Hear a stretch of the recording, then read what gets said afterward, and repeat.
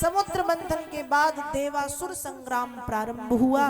देवासुर संग्राम मतलब देवताओं के और राक्षसों के बीच में झगड़ा होना, युद्ध होना प्रारंभ हुआ।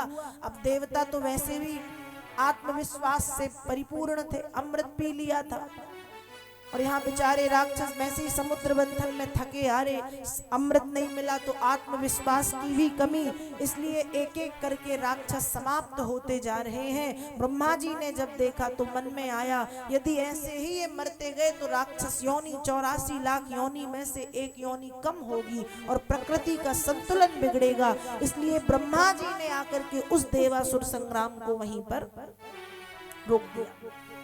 देवासुर संग्राम रुक गया, सारे राक्षस मारे गए, 2-4 कुछ बचे थे विशेष, और उसमें जो प्रमुख है राक्षसों के राजा, जिनका नाम है राजा बलि, राक्षसों के राजा राजा बलि की भी मृत्यु हो गई, मर गए।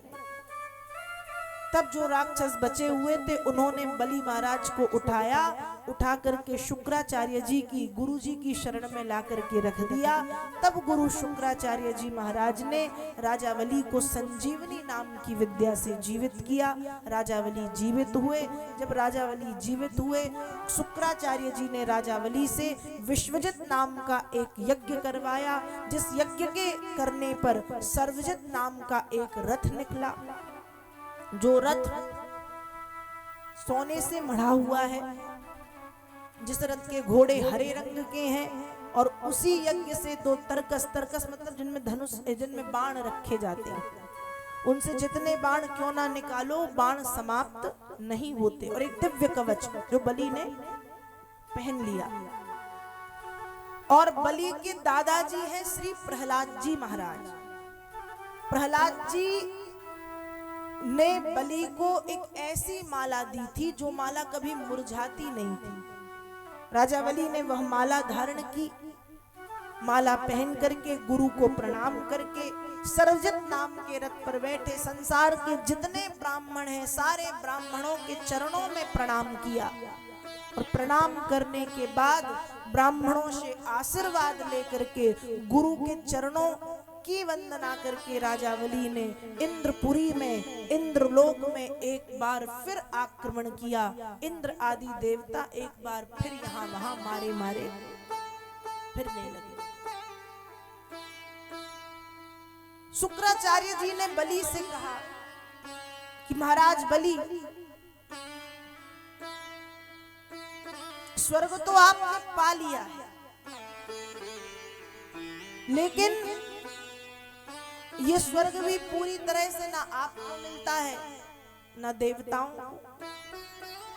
कभी देवता हारते हैं तो राक्षसों का हो जाता है, कभी राक्षस हारते हैं तो देवताओं का हो जाता है, और यदि देखा जाए तो है तो ये देवताओं का स्वर्ग।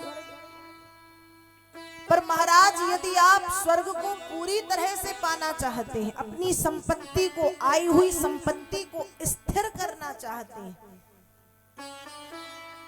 तो बलि आप 100 अश्वमेध यज्ञ कीजिए। शुक्राचार्य जी की बात बलि ने मानी।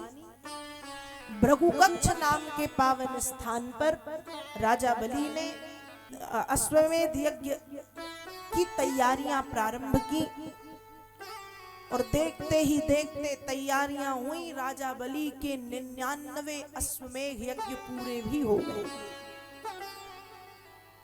मात्र एक यज्ञ बचा है। उस समय देवताओं की माता अदिति घबरा रही है कि बलि के तो 99 यज्ञ पूरे हो गए, जैसे ही 100वां यज्ञ हुआ और जो स्वर्ग है वो किसका हो जाएगा? बलि का, मतलब राक्षसों का। और हमारे जो पुत्र हैं देवता वो बेघर हो जाएंगे, उनके पास तो स्वर्ग ही है, अब स्वर्ग भी उनसे छीन लिया जाएगा।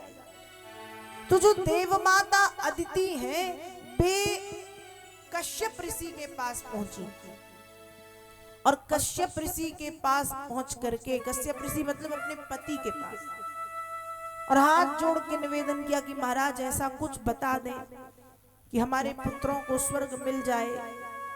कश्यप ऋषि ने कहा कि हे देवी, इस समय राक्षसों को कोई नहीं हरा सकता, यदि राक्षसों को कोई हरा सकता है तो वो है केवल उनका पाप, जो इस समय वे कर नहीं रहे। इस समय उन्होंने धर्म को धारण कर लिया है, नीति का छत्र पहन लिया है।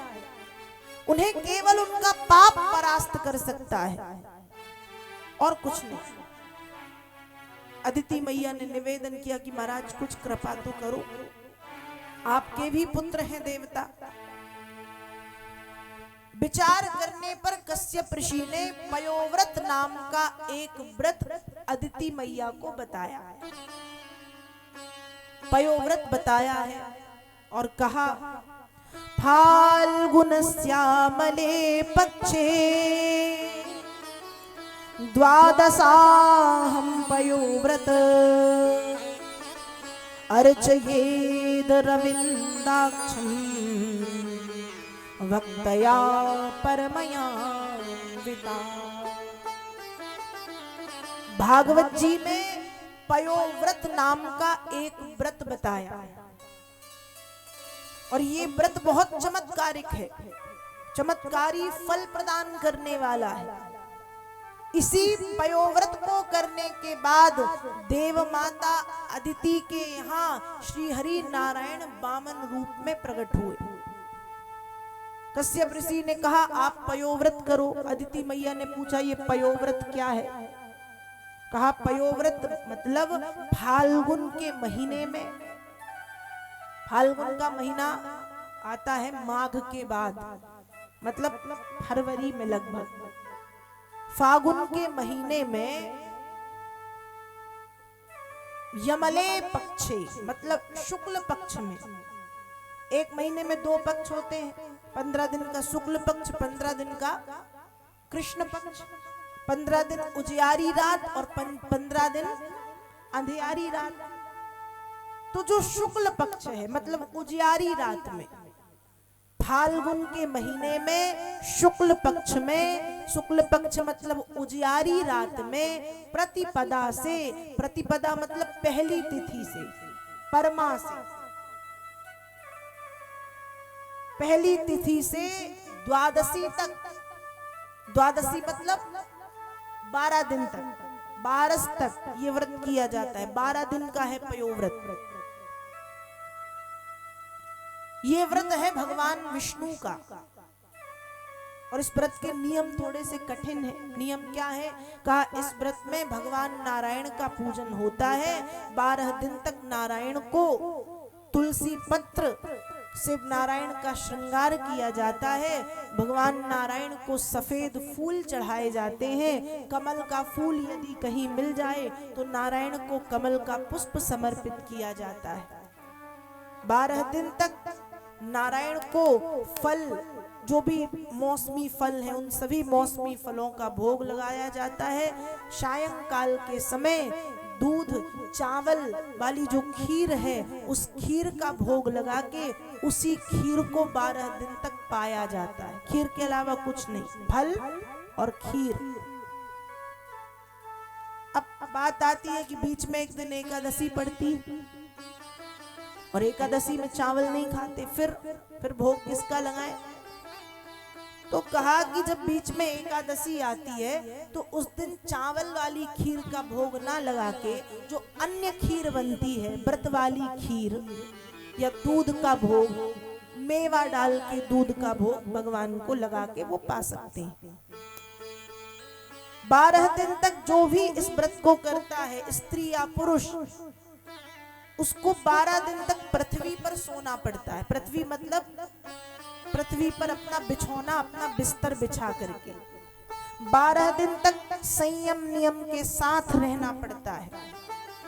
12वें दिन जब व्रत पूर्ण हो उस समय हवन, किसी पुरोहित जी को, ब्राह्मण देवता को बुला के हवन कराइए, उन्हें भोजन कराइए। 5, 11, 21 जितनी आपकी स्वेच्छा और सामर्थ्य हो उतनी कन्याओं का कन्या भोजन कराइए।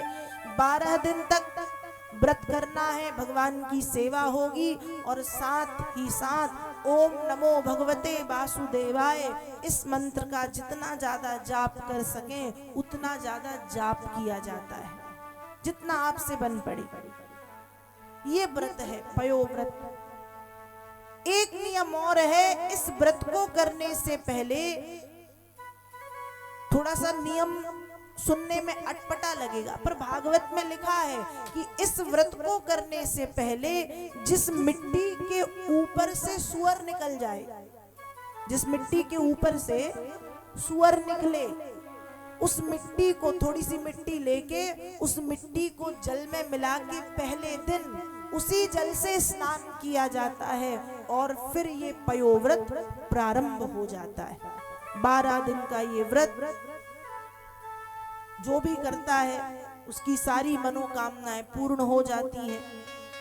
जो भी जिस भाव से, जिस इच्छा को नारायण के चरणों में रख करके ये पयोव्रत किया जाता है, श्री हरि नारायण उस भक्त की उस इच्छा को पूर्ण कर देते हैं।